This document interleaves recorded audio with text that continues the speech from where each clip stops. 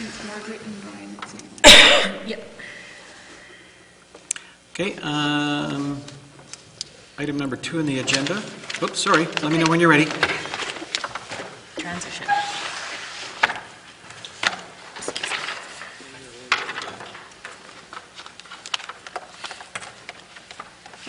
Okay, public safety, item number 2, request from the fire chief.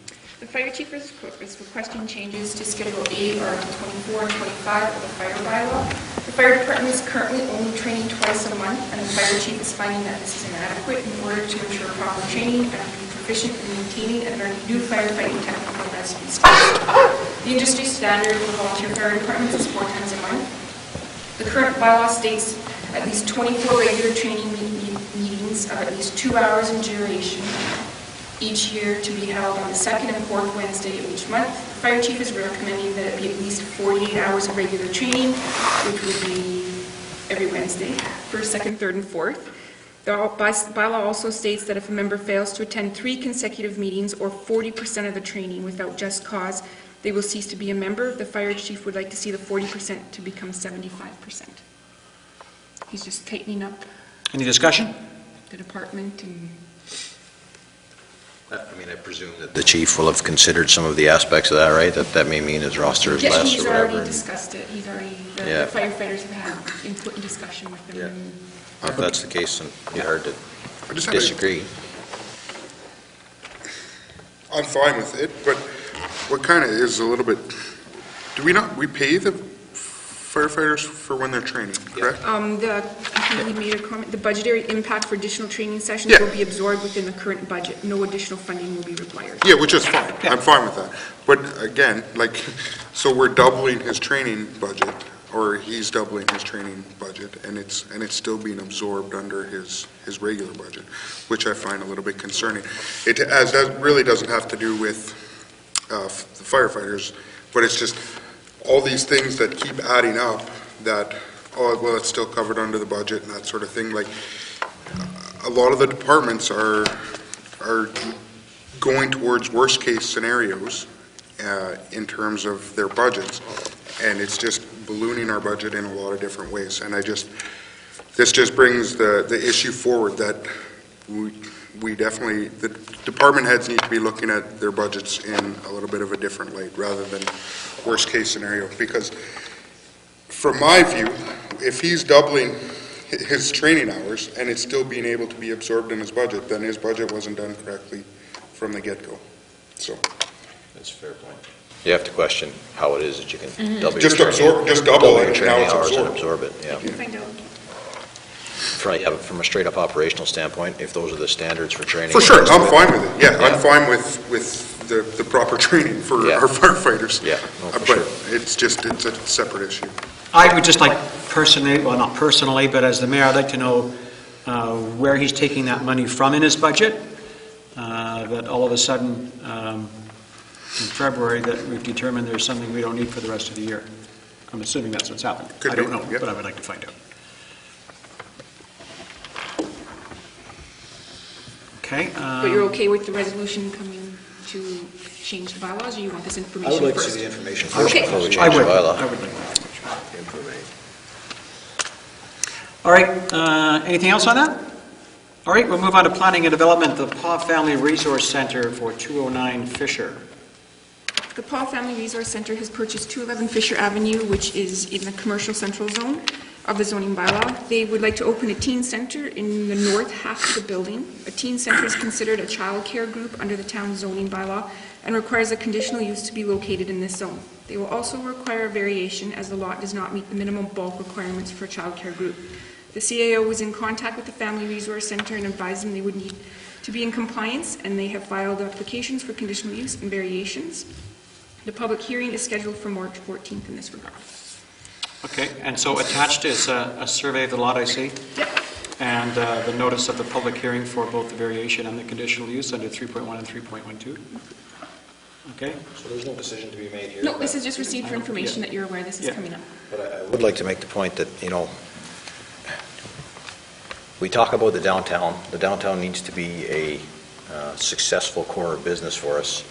We've already seen some developments downtown that don't quite fit with what the planning, the zoning and planning for downtown has been set up to be. This is another example where, I mean, not only does the actual business, if you want to call it that, fit within the existing planning elements, the building that they're asking to go into also doesn't fit the element that they're asking to have a change to a conditional use for. And I mean, at some point, we have to stop kind of checkerboarding our entire downtown with these little variations and changes and just say, no, this is the plan, it is for business, we need to maintain that core. We just instituted, or looking to institute, a 2-hour parking rule down there to try and facilitate more business, and then it would appear we're going to turn around and issue, a conditional variation that will probably straight up fly in the face of our intent of that bylaw for 2-hour parking. And so, I mean, from my standpoint, and without having a great deal of information about exactly what a teen group is or what their hours of occupation of the building will be and the rest of it, on the straight up information that's here, that it requires a conditional use to accommodate the group within the zoning bylaw, and then additionally requires an additional variation because of the nature of the building and the requirements of that conditional use approval, I just can't see how I'm going to be willing to support this. I don't know, I just need to say that right up front, because I don't want people coming to the hearing and then being surprised to hear that. So, I will say that, like, under the variations, like, it's not really a childcare facility, right? Like, it's a drop-in center for teens that will be open in the evenings, Monday to Friday, most likely, if they kind of follow the schedule that they had when they were running out of where the Sweetgrass is running out of now. And I mean, maybe that's something that we need to look at, because again, like, even with Sweetgrass, like, there was nothing really that fit, I guess, what Sweetgrass actually did. And as with this, like, those variations are made if they were actually running like a childcare facility, which they're not. They're running a hangout. What they don't fit with is the downtown, right? To be clear, it's not that there's no place in town that they could possibly fit. It's just that for the zoning of the area they're talking about, it doesn't fit. There's a reason for that, in my opinion. I mean, and I get that it's, like I said, I don't know all the details about when they operate and how they operate, and is it 2 hours a day, is it 4 hours a day, is it Saturdays and Sundays? Yeah. I don't know. That's a lot of But information. the bigger issue is, from where I stand, the downtown is zoned in such a fashion to create a business atmosphere. This is not a business entity that kind of meets those criteria, and I'm really feeling like, after sitting here for 5 and a bit years, we're seeing too much of this just kind of migration of everything into the downtown, which serves to kind of undermine the whole purpose of downtown. So, I think that there are probably opportunities for this group to exist somewhere else besides the core downtown. I mean, if the group came to us and said, look, we've checked everywhere else, this is the only building for these reasons that this group can exist in, then I might have a different frame of reference on it. But as it sits, unless I can be convinced that there is nowhere else in town that this group can go, I don't know that I'm going to be in favor of this application. So one of their problems is that when they are other places, like they were running next door out here, out of the Friendship Center, and it was kind of out of the way, and not a lot of kids came. And the Family Resource Center does have a building in the Kelsey Estates, but again, they were having the same problems where it's kind of out of the way for teens to go to, and they found that when they were operating downtown, they had way more numbers and way more teens actually attending the center. So I think that's one of the reasons, is that they kind of wanted it to be centrally located. And the other reason is that they are a nonprofit, so they own the whole building, but Pyrgos has a lease on the other half on 211, so that helps them offset their costs of being able to run the facility. So I think that there's a few reasons behind it, and it's maybe not that they probably maybe could find another location, but they would run into the same problems where nobody is going to be attending, and if they don't have the numbers to support their funding, then their funding is cut off. And I mean, maybe there are other solutions, right? So you own a building, but it doesn't mesh with any of your programming. Maybe you need to sell the building and purchase another one somewhere that is located in a zoning that's useful and or applicable. And I mean, I don't know what the reasons are that there are more teens willing to engage the facility if it's in the downtown core as opposed to on the fringe of the downtown core. But again, right, that's up to the Family Resource Center to address those concerns. It's not my place as a councillor to try and solve the challenges that they may have in figuring out how to implement the plans and programs they're trying to implement. It's my job to make sure that if, from a community management standpoint, we have an area zoned one way, that we're looking at that from a global perspective and determining whether or not that impacts us negatively in the larger picture. And I don't think we've been doing enough of that. I think every time somebody comes with a conditional variation of some sort, whether it's a residential one or a commercial one, we just kind of go, well, we're just looking at this little square, but the square is amidst an entire fabric of community, and we're not considering the fabric of the thing. And I'm at the point where I feel like we're probably slowly tearing our fabric to shreds without even really realizing it, and then wondering how come the downtown core isn't really thriving. That's a bigger issue to discuss, right? Yeah. Downtown core is not thriving. Groups like that are able to come in and buy the property because it's inexpensive and no one else wants it. So further to your point, well, no one wants it. Well, there's no one there to purchase the property, right? So someone comes in, buys it, and then they want to use it. There's not a big lineup.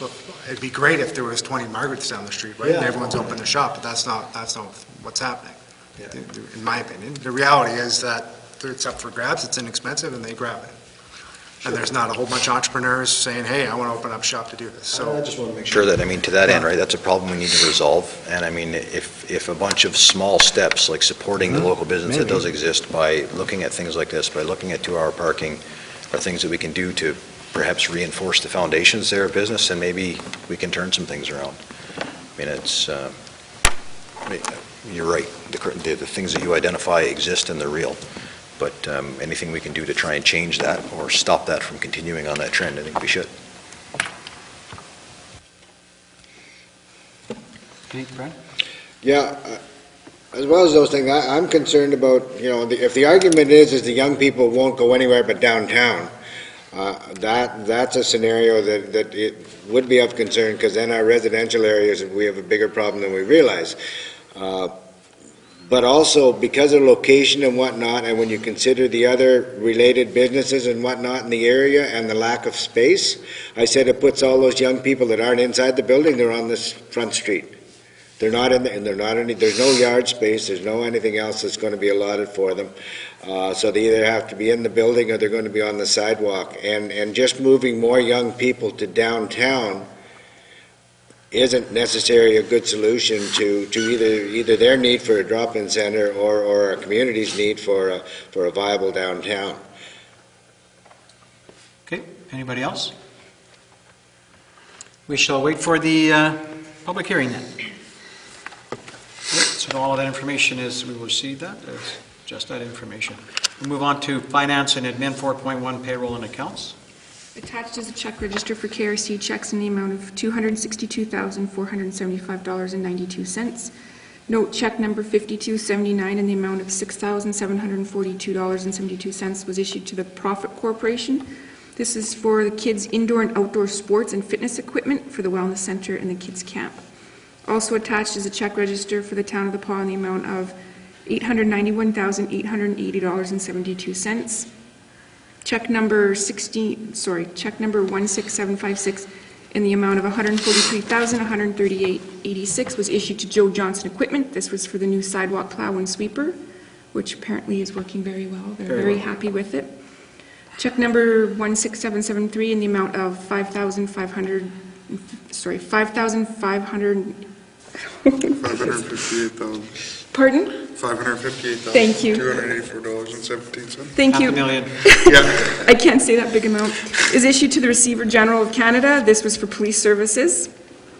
Check number 16779 in the amount of $7,666.64 is issued to tax service. This was for the tax sale process. However, this amount is dispersed amongst the properties that are in tax sale. And then payroll period in the amount of $94,092.26, and payroll period number 4 in the amount of $111,180.74. Resolution is required. Okay, we'll have a resolution on our next, any other I discussions? just have one quick question. I just noticed a check there payable to Shaw Direct. Where do we pay for cable or satellite TV? I Probably the believe that arena. was at the airport. Is that under town or Which one's it under? Sorry, which register? It was on the town check register. Town check register? I believe it's the airport. Okay, cool, all right, I that makes can- sense. How much is it for? $137. That's probably what it is. We'll find out. It's for the TV in Jim's office. Oh, wait a minute, Jim doesn't have an office. All right. 4.2, KRC bylaw. KRC is requesting minor changes to their bylaw. It's just cleanup. I went over it with Amber, and it's just clean up the bylaw, very minor changes, spelling, grammatical errors, and a few repetitions. Very simple. Okay? I believe, can you say anything, Alan? I think everyone should read it, though. Have a. I agree. get The some- concept hasn't changed at all. There's no change in the Right. concept. I think Alan should read it out loud, the entire bylaw Right. changes. I reviewed Brian would it. love that. I reviewed it, I Bumble, didn't have any issue. You know what, I did have one question about Borno's Rules of Order. It's the Canadian version of Robert's Rules. Is that what that is? Okay, that was a What new is one that? on me. It's the Canadian, yeah, it's the Canadian Borno or version of Bornot, I'm not Robert's sure, Rules but- of Order. And so that would bring up the question, then why would they use that instead of Robert's Rules of Orders that everybody else uses in the world? I don't know, because, They're fancy. yeah. I don't have a problem with it, as long as the committee knows what it is and they're asking. Well, no, for it. I was on the commission when they reviewed it, and it was, Vaughn Wedelius had brought to our attention that there's actually a Canadian version of the Robert's Rules of Order, and since we are Canadian, maybe we should use those. So That man knows meetings, for sure. Minor. Okay, thank you. I don't think there's anything else we need to discuss on that? No. I don't think so. 4.3, accommodation tax, reserve funds need to be established. I'm just gonna Oh, sorry. For all of it? Sure. Okay, It won't be long. It's very fast. yeah. I'll take it, please. Yep, please. There are none. I'm good. There are none. Sorry. There are none. Oh, I brought my own today. Budget cuts, sorry, guys. Yeah, there you go. I have another bottle. Do you want to take a sip and pass it on? No. It's a fresh one. Do we have any little Dixie cups we could share? and There's shots? water. 4.3, accommodation tax, reserve funds. At the February 8th, 2016 council meeting, council approved the new accommodation tax bylaw. This bylaw allocated the monies collected to 3 separate reserve funds, being the community enhancement, recreational infrastructure, and destination marketing. The 3 attached bylaws were required to establish these reserve funds. This is Do you need a just, bylaw to make a reserve? yes, Yes, you you do. do. All right. I think I knew that, You actually. need a bylaw You for need a everything. bylaw for everything. That's why there's 4,538. Bylaws. So just a resolution to move forward Yeah. with these. Any discussion? No, that's I wouldn't perfect. think so. Go for Let's it. move this thing forward. Everything's gone to the Oh, I was like, province. did we and hear just- anything back? No? Yeah. But they were, But they said, go forward with this and They it'll said be go approved. for, yeah. They didn't Ah, promise it would be approved. No, They but it's good. Yes. Yes, okay. 4.4, water to taxes. Is this, Oh, wait, Alan? oh, yes. Okay, I said it will come. I was just gonna say Giblet. hey, come here. 4.4, water to taxes. We need to transfer.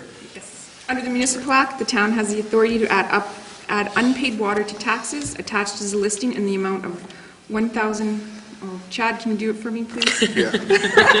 What is it? here, sorry. It's 100. $181,125.26. I'm having a number issue tonight, sorry.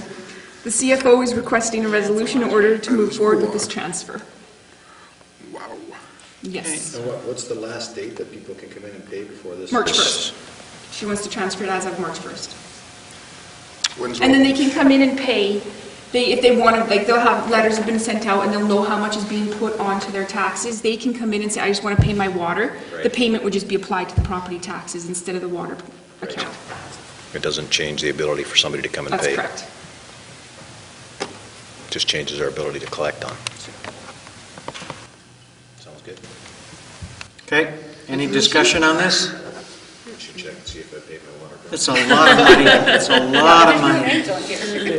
We All right. can't release names. 4.5, screening officer, policy.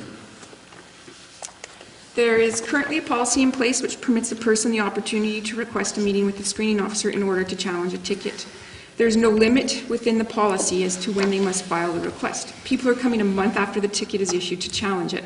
There's also a concern with only one person making the decision. The CAO is suggesting the screening officer policy be amended to include a clause which states that the request to meet with the screening officer must be made within 14 days of the date of the ticket, and that the CAO, and not just the CAO make the decision, but the CAO and 2 department heads would be part of the committee. It's good. Thoughts? Brian? Is this a regular monthly scheduled hearing or something they would be doing. I have a bit of a problem if we're going to start tying up the time of the CAO and 2 department heads to hear a $20 ticket, or whatever it may be. In the current policy that's already in place, the chief administrative officer will advise the recipient of the ticket, the date, time, and place of the hearing, and will deal with more than one request at a time. Oh, so just the request has to be made within Just the 4 request, the Okay. actual process or Can the be more city- than 14 yes. days after, right. As long So as they've long- made application to have the meeting. Right. And then she'll, Feels that this is manageable? yeah. I'm good with it. Yeah, I don't want to get in her way. That's what she's doing. Any other discussion on this? So, Are the other camera heads aware, or department heads aware that this might be coming? If we say we have to have 2 department heads and the CAO, and then for some reason, one of the 3 isn't available or something, does that mean it gets canceled? Does that mean we can't move forward? Or do they have to adjust their busy schedule to accommodate? I'm just wondering if these are the right key positions to tie up. I would think For this that, activity. I don't know, but I would think that the CAO would have a system organized. If someone is ill and can't be there, then I would say that you'd probably postpone it to the next hearing, and on whatever date that might be. But again, I just think if this is the system that the CAO has come up with, I think that we should just say go for it and see how it works out. She's best at planning her schedule than we would be, and for her sure. people, Yeah, I and know. her employees. Yeah, and we'll see how it all goes. She'll let us know loud and clear if it's not working, I think. The other thing I wanted to mention too is that people aren't in a big hurry to pay bills around here. It just amazed me to find out that 5% of the people who had outstanding tickets did not take advantage, only 5% took advantage of the offer to, if you just come in with some groceries towards the hamper, then your ticket will be forgiven. And 95% of the people with tickets decided, nah, I'll just pay someday. So I was really quite surprised at that. Having said that, So you're okay with the changes for this policy and bringing it back? Bring it Okay. forward to, yeah. All right, let's move this in camera. Be it resolved that we do now move ourselves into the in-camera portion of the committee as a whole with Mayor Scott and the chair to discuss matters requiring our attention. Thank you. I don't think there's anything coming up, Brian.